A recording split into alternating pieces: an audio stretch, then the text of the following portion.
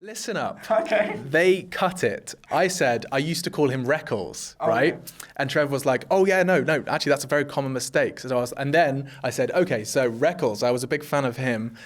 And they just cut that whole part out, and it's just me going, I like Reckles. And these idiots on Reddit, they're like, oh, actually, I got super worried. He said Reckles, and I'm like, dude, it's spelt like that. If you're just an idiot who watches the LCS on a Friday night before you go out, as I was, then you just see Reckles in the server and you call him Reckles. Yeah. Screw you. Hey everyone, this is Darius from the Shotcaller, joined here by a very special guest, Machine, who's been living up to his name and pulling the strings at the LEC desk, of course. Congratulations on making it here. Have you been enjoying your stay? Yeah, it's been a very intense 4 days. Like, I feel like it could have been 3 weeks. It feels like 3 weeks, but yeah, I'm having fun. So is the schedule of LEC actually more stressful to you than like doing tournaments? Because I was expecting tournaments to be more stressful, honestly. I think the difference is that it's a much more rigid structure. Like, I just basically slotted into a show that they have spent a whole week preparing for, right? So like, I walked in and there was like 3 meetings. There's a script run through, all these things that are just complete foreign words to me. But it's a very different approach to this esports show. I think it's definitely got its merits, and I'm learning a lot, which is kind of why I wanted to do this job, just to see that side of it. But yeah, I find events are tiring just because it's, hello and welcome to week 2, day 5. This is tiring because you've just spent 8 hours in a meeting and now you've got to do it for real. Yeah, I can imagine like the rehearsals and that kind of stuff. That said though, so how did you get in contact with the people of LEC? I would imagine it went over Quickshot, and when did you make the decision, yes, I want to do League of Legends all of a sudden? Because you're obviously known for CSGO and Dota, big competitor. Dude, yeah, I feel like I'm trying to bridge the gap, but it was kind of just out of the nowhere. Basically, Trevor reached out to me and to my agent, and they met up and basically just explained it, why Trevor's interested in doing it. And Trevor he's a salesman, I'm telling you. Quickshot basically was like, yeah, this is going to be really fun, bring new energy, new life. Just basically have a little, it's kind of, yeah, people are calling it a crossover. Yeah. I think that's kind of a nice, betrayal perhaps, judging by some of the tweets I was getting. No, but for real, it was a very much a, hey, do you want to have a go? And as someone that played League for like 3 years of my life in university, I was like, why the hell not? If you get the opportunity, take it by the horns, right? Absolutely. I mean, it's like, it was kind of maybe an hour of thinking, Dota gonna like me after I do this? That they hate each other for some reason. I don't understand it. It's a different game completely. Yeah. But after that, I was just like, look, to experience this polished. It's like all this entire production staff do is make LEC look good. Like their life is dedicated to these 2 days. To be a part of them for a week, why would I say no? Of course. Now, I would love to be on CSGO events personally as well. It's like, I feel like we've reached the point where esports is so cross-pollinating, especially when it comes to professionals within the scene, that it's super exciting to see those crossovers. And it's perfectly possible, or way more possible than, for example, in traditional sports, I feel like at least. I mean, that's an interesting one. I think it is, but that's because esports certainly has got this kind of, everyone appreciates, because everyone's seen esports grow. Yeah. Like sports have been there. Yeah. You know, we're long gone are the days where a fledgling sport has started. I'm sure there are some, but I think everyone just wants to see esports succeed at the very soul. Maybe they want to see their rival game fail, but like that's just sad, bless you. But other than that, it's like everyone just kind of wants to see esports grow. Exactly. And so everyone's kind of on the same team. Right. So what have been some of the differences from your on-desk experience at IEM, for example, compared to this? I've noticed, so basically, I think that we can do so much in such a small amount of time. Mm-hmm. To be fair, I think in IEM Katowice, we were doing that more than we've ever done before.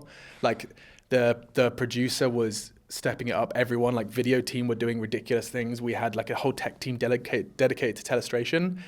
And so it was really cool to do that, see that progress, and then come to LEC and be like, oh, this is kind of what we just managed to kind of get going over in Katowice, this streamlined, like we have 5 minutes, but we've covered 4 topics. We've had B-roll, we've had graphics, we've got analysts, everyone is doing the right thing in a very small amount of time. So it's kind of cool. I feel like we're getting to a pretty damn high standard across the board.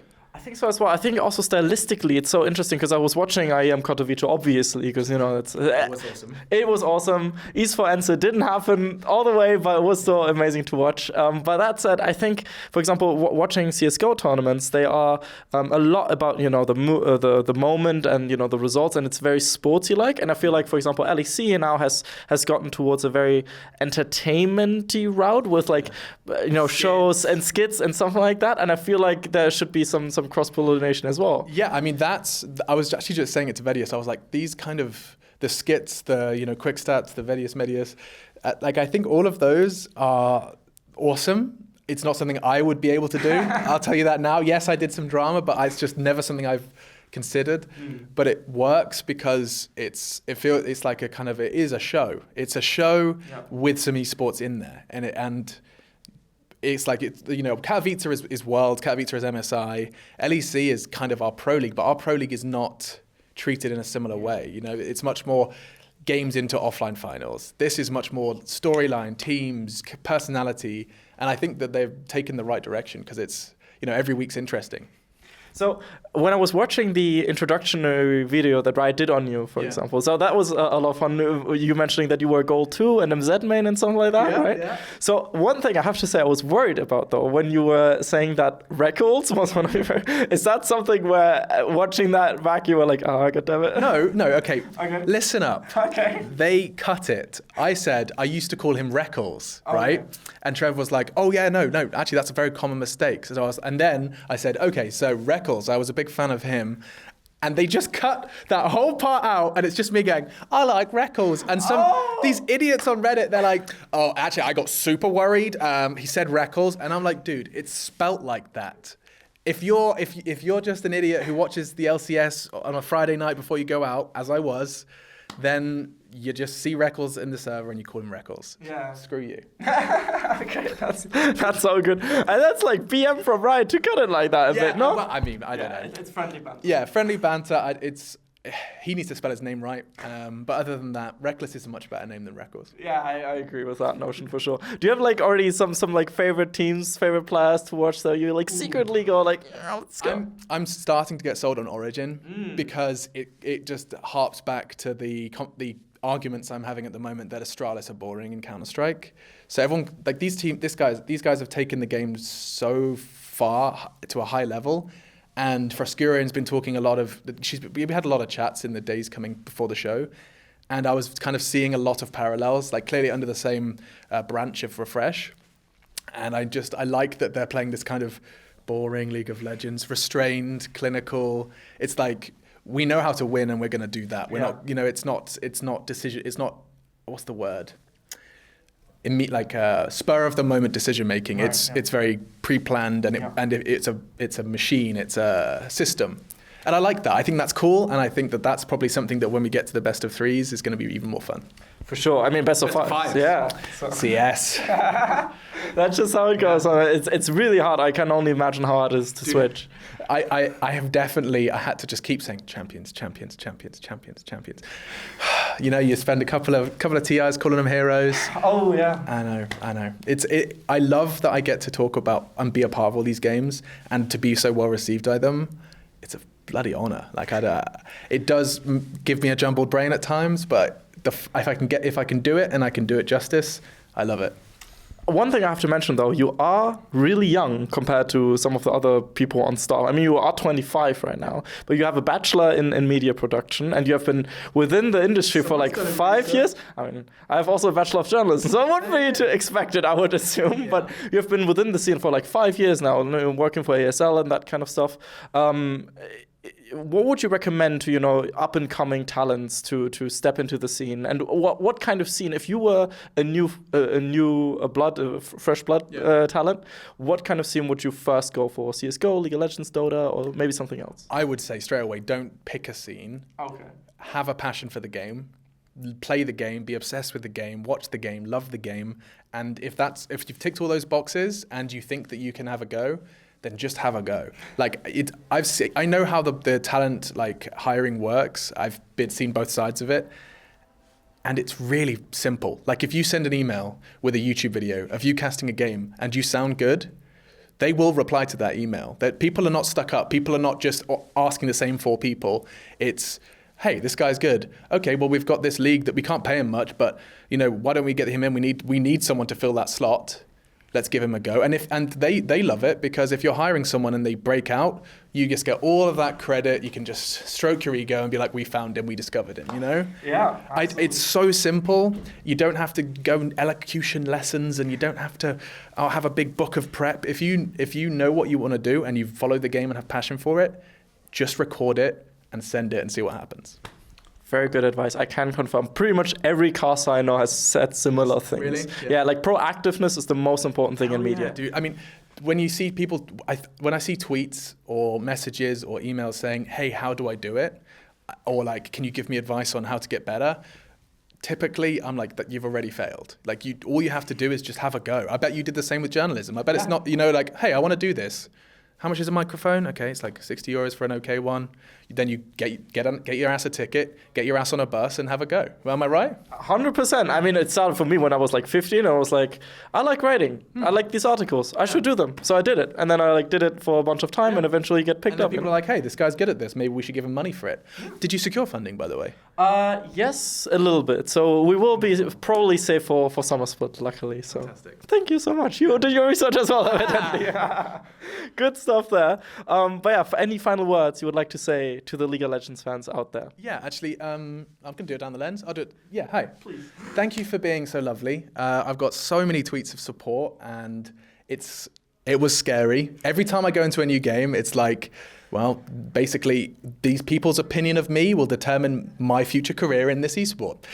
But you've been nice, and that's nice. And I feel very welcomed, and the Riot guys have been awesome. So appreciate your staff. All of the guys, like, from head to toe, have just been nothing but helpful. So I've had a wonderful time. I should probably tell those guys that as well, shouldn't I? Yeah. Not an email. I'll actually send them a postcard, maybe, like a nice one. Yeah, but other than that, you guys have been awesome. Your game's cool, and thanks for having me for a week. That's so lovely. And one final question, since you get your start in Call of Duty, right? Oh, yeah. Now, Call of Duty has always been an interesting esport to look at, because obviously it's a hugely popular game, but the esport scene has always been kind of on the lower end. Yeah. Is there anything that you would like to see from the Call of Duty esport side for the future, where you could say that's how they truly break through? I mean, so my Call of Duty is different to the Call of Duty of today. I was playing Call of Duty 4 Pro Mod, which was like it was a mod of the last game that actually kind of worked on PC. Okay. After that, they kind of moved into the console world, and it was console esports, which I did do. I did Black Ops 2, and that was great game. Yeah, really good game. It was a really good league. CWL, I think, was at a peak there. I had so much fun casting that game. But after that, the problem Call of Duty has is that it's a different game every year. And that's not going to change. And it's a game that's awesome to play for casual users. Casual users? Why am I talking like a robot? Players. But I just think that they're in this really nasty kind of juggling act where it's like, okay, we've got an awesome game. People will buy it. People will play it. People will have fun. But also there's this kind of esports world that by doing that, it's kind of screwed over. You can't do both. So, I mean, yeah, I don't have the answers, and I'm sure they don't either. I think it would be very interesting to see them move towards a free-to-play model. I think they're they're already testing microtransactions, obviously. It's been very common. And I think... Look at Apex Legends. I mean, Apex Legends. They just dropped a AAA title, polished as hell, no teasing. Yeah. It's got, 10 million players? I think 25 at this. Yeah. And they've got microtransactions. So if 1% of them are all buying some sexy gun, you've paid for your game already. 10 times over, honestly, yeah.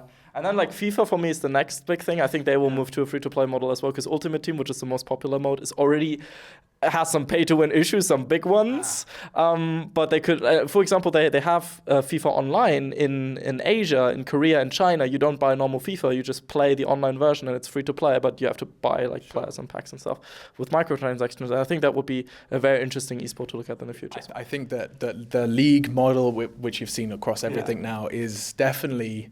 If you want to get people playing your video game and loving your video game, if it's good, it's free-to-play is clearly working. Yeah, 100%. I mean, people don't want to open their wallets for 60 quid in case they might like a game. I don't know. It's tough because that's how it was for most of our lives. Yeah. Yeah. And then you see stuff like Titanfall 2, which was a great game, just fail. And then the same developers make Apex Legends, and it's the biggest hit of the year. So because you can try it for free. I mean, I don't know. We're doing a game dev talk now. Yeah, like I mean, it's like a esports business game dev talk. Yeah. Welcome. Welcome to the esports game or business talk. Show. Yeah, exactly. Let's do that. But anyway, thank you so much for your time. We do have a little tradition around here to do a hashtag at the end for the people that watch. I always do that. I thought I was alone. No. Always hashtag it. But yeah, a hashtag for your personal one for all the people that watched until the end, which they will put in the comments, and you can go, those are the MVPs, you know? Oh my God, wait, so I can create a hashtag right Your now? own, yeah. I've never had a hashtag. Hashtag machine gang. Probably not a good idea, is it? Can you think of a better one? No, I think Machine Gang is fine. Hashtag machine gang. You sound like you're building your rapper game. Yeah, it does, yeah. Yeah, I'll be dropping my first album on the hashtag machine gang. With your new pictures, I can already see the hot album covers. Yeah, hell yeah, dude. Michal, yeah. nailed it. Amazing photographer. Check out the LOL Esports Flickr as well if you do have time. But also make sure to follow Machine on Twitter. You're very close to 100K, I believe. You do your research. I am 1K off 100K. I've been looking at like all of the CS guys. They laugh at me like, this loser, 98K. Nearly there now. Nearly there. He's got into League of Legends. So come on, people, let's unite and get into 100K. Click that button. Give me love. Give me dopamine. Dopamine through just likes. Yeah, that's how social media works. Yeah. Anyway, hashtag Machine Gun. Thanks to all the people that watched until the end, and huge thank you to Machine, of course. I hope you guys have a good day. This was Darius from the Shotcaller. See you guys next time. Bye bye. Hey everyone, unfortunately we still don't have a sponsor, so we do really rely on you guys supporting us on Patreon. So we'd especially like to thank Krzysztof Bujnovic, Thomas Göttel, Etienne, Erich Althaus, Lazy Raven, Lama Vyuta, and Adam Novosviat for your support, and of course all the names of the people you see scrolling past you right now. It is genuinely truth when I say that without you this wouldn't be possible right now, so we really do appreciate it. Thank you.